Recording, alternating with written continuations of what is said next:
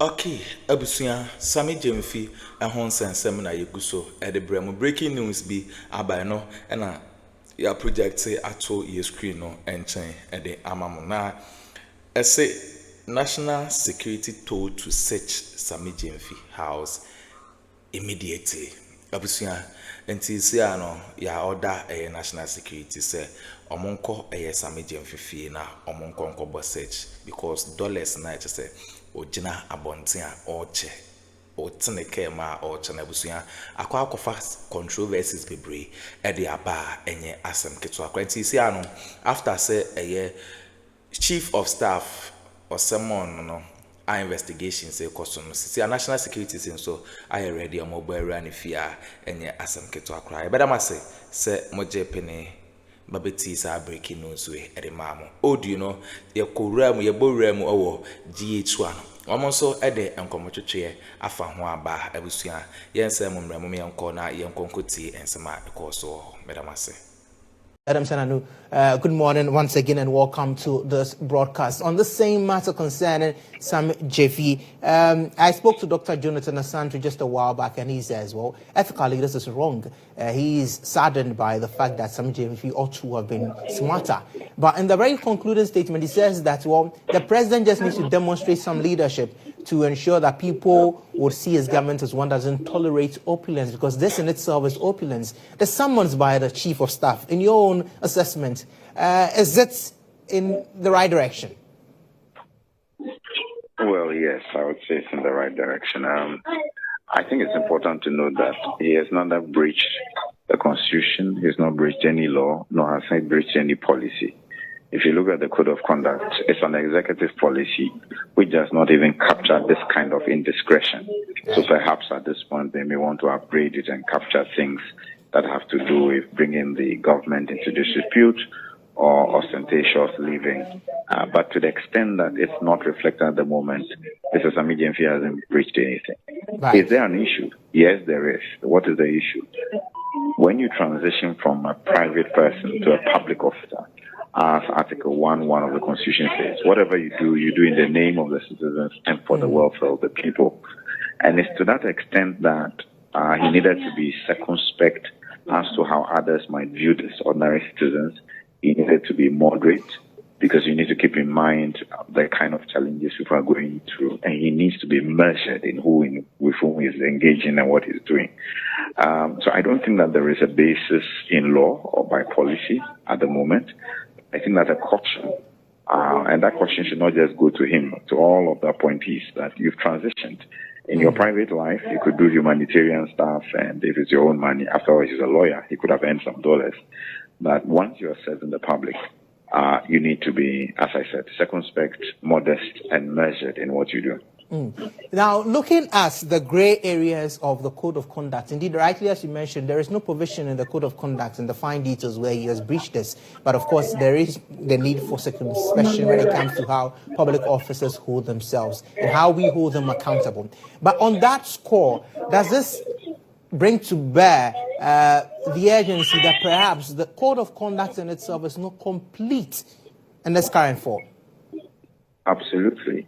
I mean, there are two elements of it. First of all, as an executive policy, I've always been concerned.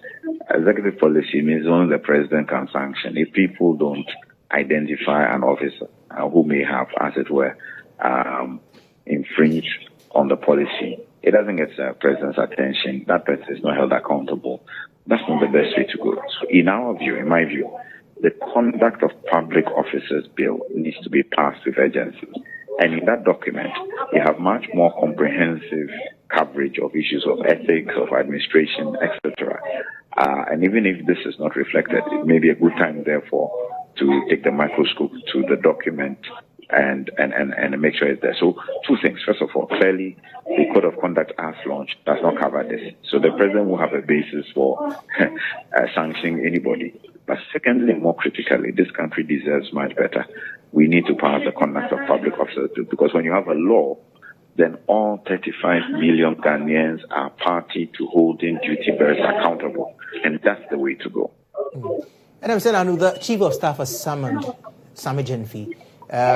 In my conversation with Dr. Jonathan Asante says, well, he cannot say which punishment will be enough or will be the stream. But on social media, people have had cause to say, well, suspend him, sack him, and donate his salaries.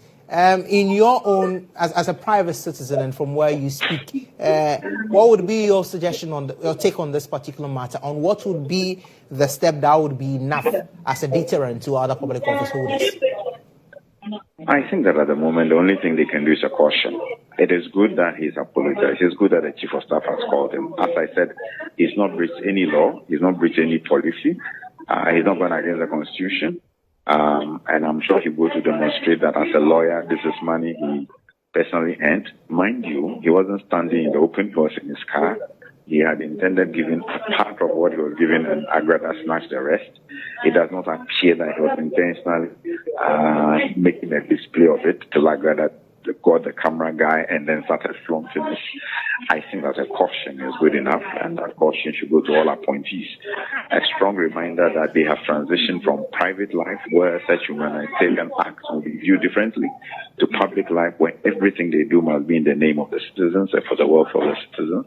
I think they need to upgrade their code of conduct to capture issues like this, and much more critically, let us pass the Conduct of Public Officers Bill. That way, we can guarantee that we hold everyone accountable.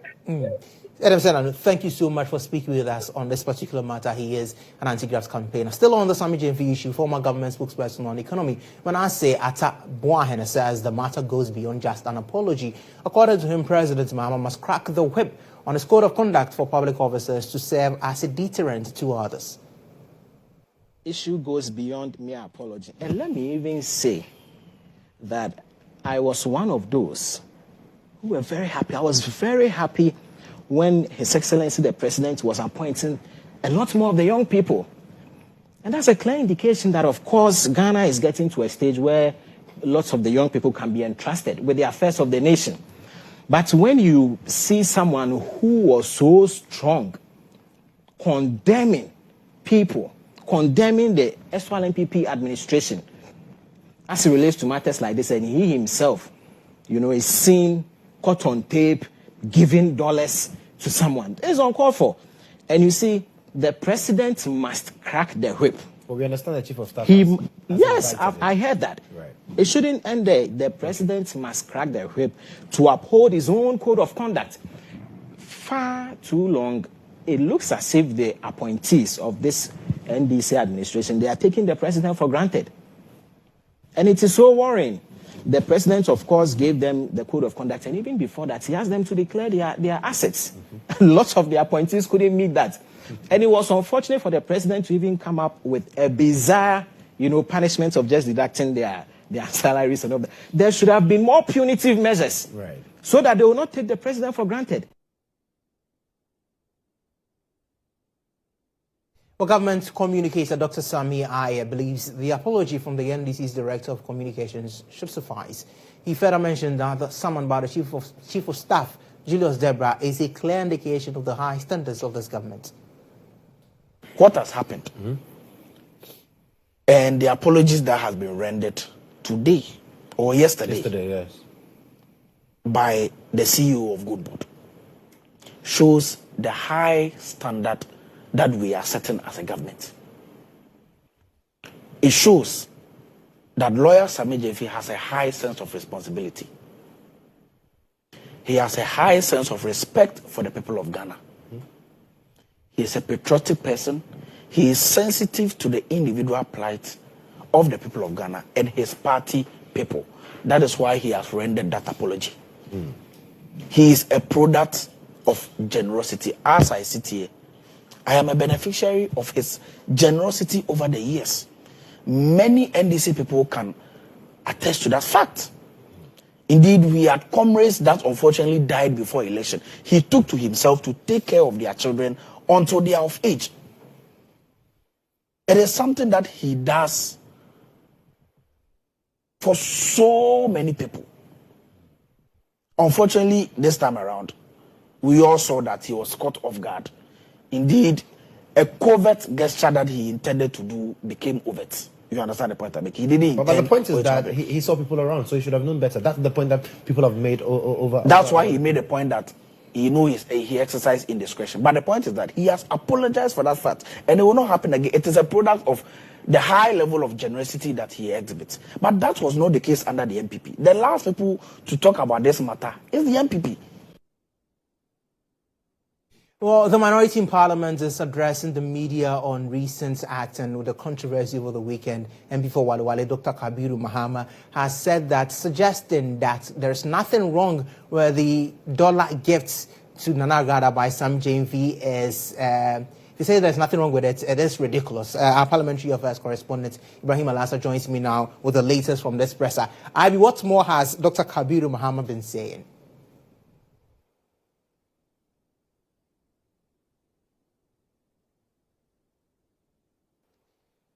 The Wale MP, Dr. Kabiru Mahama, and immediate past economic advisor to the former Vice President Dr. Mahama, is that they are demanding an immediate audit of Sammy Gyamfi to determine the source of the dollars that he first of all counted in his vehicle and then handed over to Nana Agrada. Aside the demand for a forensic audit, they argue that the action by Sammy Gyamfi is a flagrant disregard of the recently launched code of conduct of the John Mahama administration. And so they are demanding that the president speaks to this matter. In fact, to them, the fact that this has been more than 48 hours and there is no official communication from the presidency on the action by Sammy Gyamfi, it's untenable. Again, they indicate that they have heard that there have been some actions undertaken by national security operatives, including raiding the residence of Sammy Gyamfi. To them, it's a hearsay, but if that is the case, then that is very much welcome. They also welcome the fact that the chief of staff reportedly has summoned Sammy Gyamfi to come and answer questions relative to this particular action. But to them, to the minority, Mr. Sammy Gyamfi has breached the Currency Act as well as the Bank of Ghana Act and many other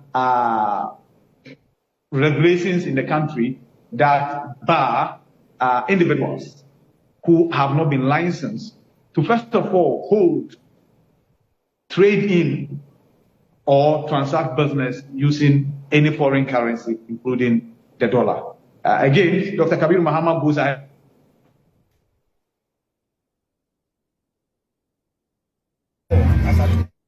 We'll get back to IB for more on that. As you're saying, the minority is alleging that Sammy Gyamfi has breached the Foreign Exchange Act. We are not supposed to transact in dollars according to regulations provided by the Bank of Ghana. We'll get to that a bit shortly. But a youth advocacy group known as Youth for Action has strongly criticized the acting chief executive officer of the Ghana Gold Board, Sammy Gyamfi, over what they describe as a reckless display of indiscretion. This condemnation comes in the wake of public outrage following the controversial dollar giveaway to former Fetish priestess turned evangelist Patricia Oduro-Cranton, known as Nana Agrada. Addressing the media at a press conference, the group's convener Isaac Echampon labeled the incidents as regrettable and warned that such conduct could jeopardize future opportunities for Ghanaian youth into higher public office. As a youth, this is the most unfortunate thing to happen to any youth. We always say we are the future leaders. People should give us opportunity to serve. And that has been we have trumpeted that for so many years. So when opportunities are given to the youth, you expect that the youth will take that opportunity to prove to people that indeed we are capable. What Sammy Gyamfi did is unfortunate.